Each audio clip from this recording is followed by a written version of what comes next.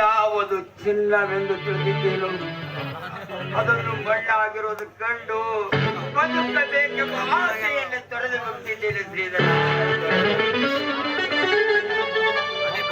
ಏನಿದು ವಿಚಿತ್ರದ ವಿಷಯ? ಇರಲಿ ಸೋಮು, ಶಾಂತನ. ನೀನು ಪ್ರತ್ಯಕ್ಷ ಕಂಡ ಸನ್ನಿವೇಶದಲ್ಲಿ ಏನಾದರೂ ಗೂಢಾರ್ಥ ಇರಲೇಬೇಕು. ಅಂದರೆ ಏನು ನಿನ್ನ ಮಾತಿನ ಅರ್ಥ? ನನ್ನ ಹೆಂಡತಿ ಅಂಥವಳಲ್ಲ ಅಂತ ಹೇಳುವೇನೋ? ಸಾವಿರ ಸಲ ಹೇಳುತ್ತೇನೆ, ನನ್ನ ಅತ್ತಿಗೆ ಎದುರಲ್ಲಿ ತಪ್ಪಿಲ್ಲ ಅಂತ.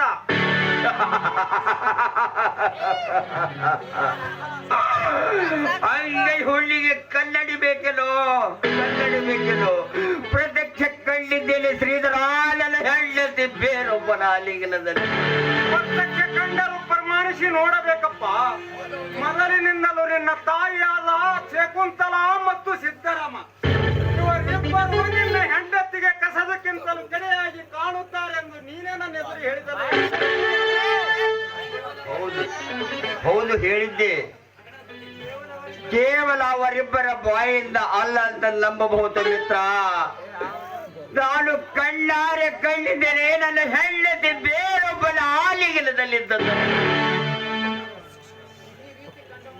ಈ ರೀತಿ ಕಂಡವನು ಮತ್ತೊಮ್ಮೆ ಅವಳು ಅಂತವಳು ಅಲ್ಲನ್ನುವಂತೆ ಕಾಣುತ್ತದೆ.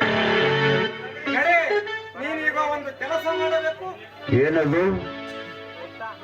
ನಡೆದ ಘಟನೆಯನ್ನು ಘಟಗಚ್ಚಿ ಕಾಣುವ ನಾಟಕವಾಡಬೇಕು. ಮೊದಲು ನಮ್ಮ ಮನೆಗೆ ಹೋಗಿ ಮುಖ ತೊಳೆದುಕೊಂಡು ಊಟ ಮಾಡುವಂತೆ, ಹುಚ್ಚನಂತೆ ಅತ್ತಿಗೆಗೆ ತುಚ್ಚು ಮಾತನಾಡಿ ಕಟ್ಟಿಕೊಳ್ಳಬೇಡ. ನಡೆಯ ಹೋಗ.